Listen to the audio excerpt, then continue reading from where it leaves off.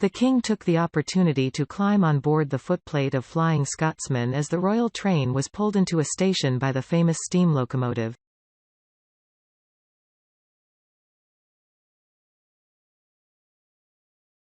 Charles chugged into the market town of Pickering after a trip through the countryside on the North Yorkshire Moors Railway, which is celebrating its 50th anniversary.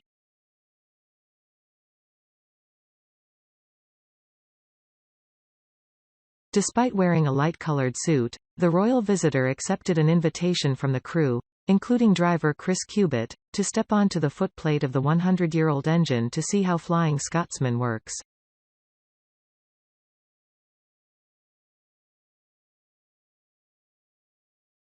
After leaving the station, the king was greeted by hundreds of well-wishers as he worked his way through the centre of Pickering on an extended walkabout, asking many of the schoolchildren who had gathered to see him whether they had enjoyed the half-term break.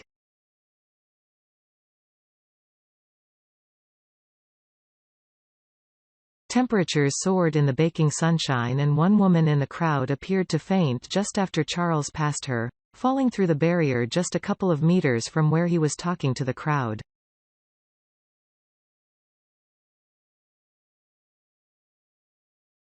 The king turned and looked concerned for a moment as one his protection officers and his equerry moved to help her before a number of North Yorkshire police officers stepped in.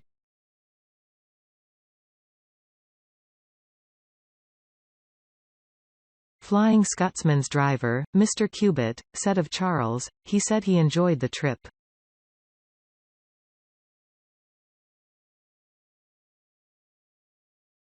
He's a regular because he has been here before when he opened the station in 2000.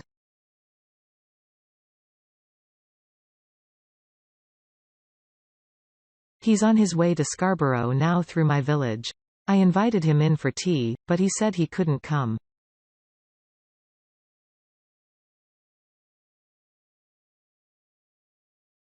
Mr. Cubitt, who started working on the railways in 1961, said, he's interested in everything.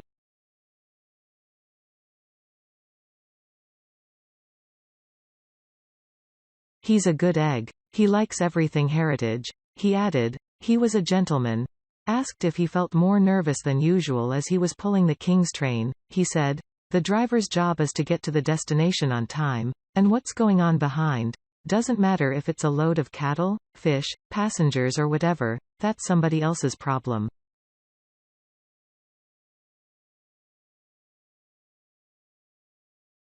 We look after the train and get it there safely. He's the same as me. We all come into the world together.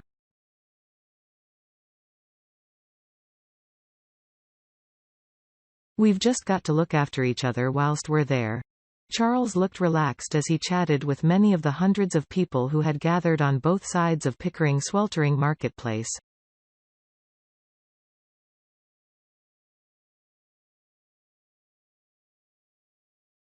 As he worked his way up the hill, he visited some of the local shops, including a family butcher's, which sells produce from the Duchy of Lancaster.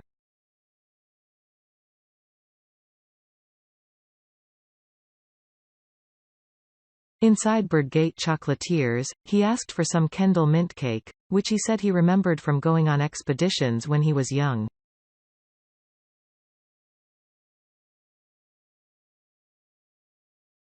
After around 20 minutes in the sun, the king moved into the cool atmosphere of St. Peter and St. Paul's Church, which is famous for its medieval wall paintings.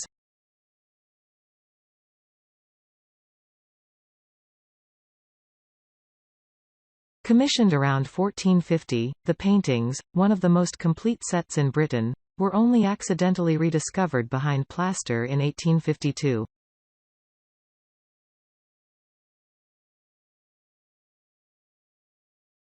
The king was given a guided tour by Dr. Kate Giles, co-director of the Centre for the Study of Christianity and Culture and senior lecturer at the University of York.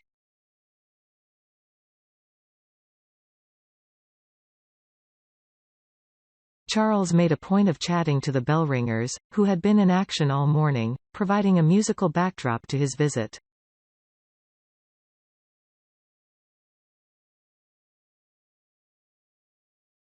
He asked them whether young people are interested in taking up the hobby, and was told they are not.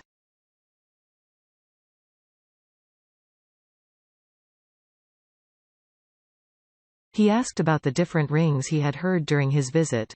"What are you going to ring when I go?" he asked them.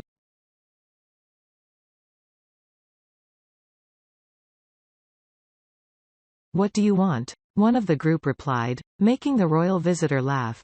The king replied, "I am not sure."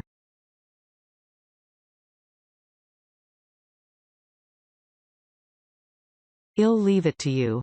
As he signed the visitor's book, the king was told by the Reverend Gareth Atha that Queen Mary had visited the church in 1937.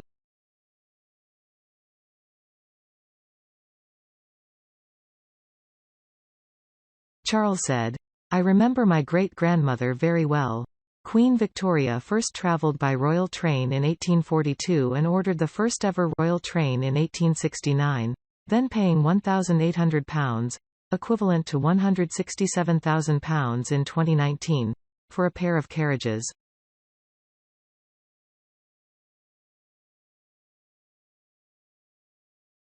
The train was made of two six-wheel carriages connected by a flexible gangway, which the Queen disliked because she did not like to pass from one coach to the next while it was in motion.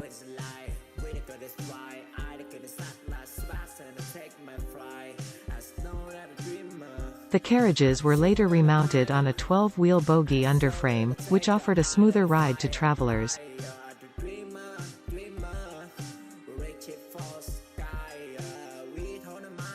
The London North Western Railway built the Queen Victoria Saloon for her, which was said to be her favourite and was not removed from the train until after her death.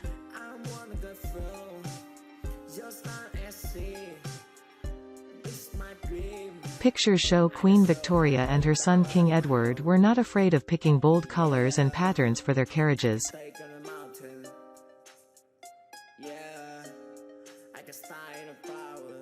Queen Victoria's carriage was designed by Richard Bohr, with the royal said to have picked the luxurious materials herself.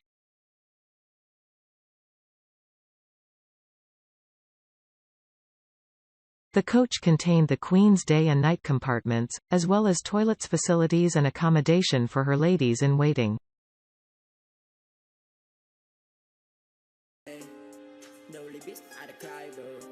It was seen as a privilege to ride the train with the Queen, and the second bed in the compartment was reserved for one of the royal princesses.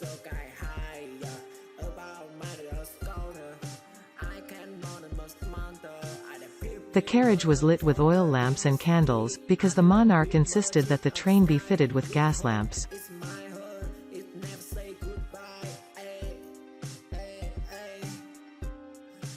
Electric lights were later fitted by the monarch's son. The saloon was beautifully decorated with blue curtains, a cushioned grey ceiling, an impressive blue sofa in velvet and lavish wood furniture.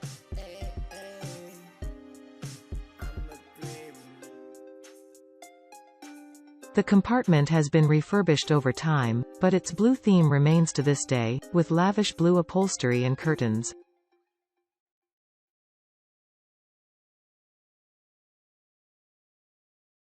The train was often updated to suit the monarch's taste, until she was gifted another 6 coaches long train to mark her Diamond Jubilee in 1897.